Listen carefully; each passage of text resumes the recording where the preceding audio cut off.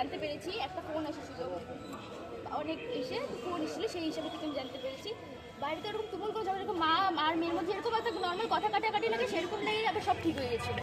ঠিক আছে, মানে ওরকম কোনো বড় ঝগড়া, সব নর্মালি সব ঠিক হয়ে গেছিলো।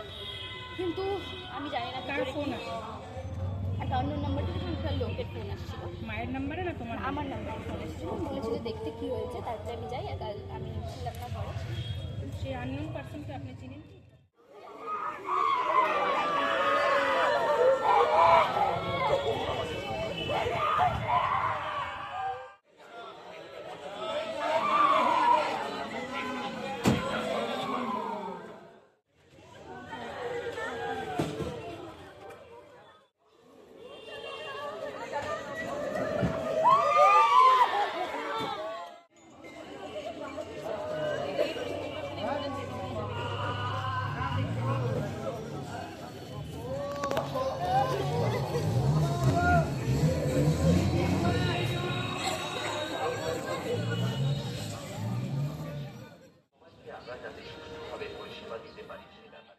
আমার বাড়ি উত্তর শান্তিনগর, এটা আমার মামাতো বোন হয়। আমি শুনে আসছি এই যে এই ধরনের ঘটনাটা ঘটলো, হঠাৎ করে সে সুইসাইড অ্যাটেম্প করে, তো সেই বিষয়ে পুলিশ তদন্ত আপনারা চাচ্ছেন কি? ফ্যামিলির লোক? সেটা আমার মামা আমার ভাইয়েরা বলতে পারবে, সেটা তো আমি বলতে ওনার পারবো না। হাজবেন্ড?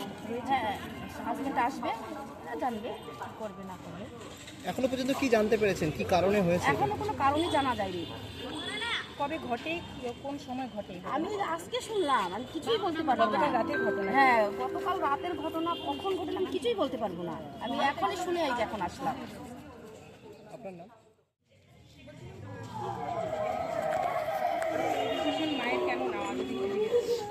এমন কিছুই হয়নি। ঠিক আছে, সকালে এমনি নর্মাল কর্মকারী লেগেছিল, তারপরে ঠিক হয়ে গেছিলো। মা আমার উপর রাগ করেছিল, এমন কোনো ব্যাপার না। কিন্তু আমি যখন দরজা ধাক্কাছিলাম, তারপরে ধাক্কানোর পরে খোলা হলো। মার নাম? পল্লবী চৌধুরী। ওর বয়স কত মার? আর বয়স তিনি কি হাউস ওয়াইফ ছিলেন? কাজ করতেন?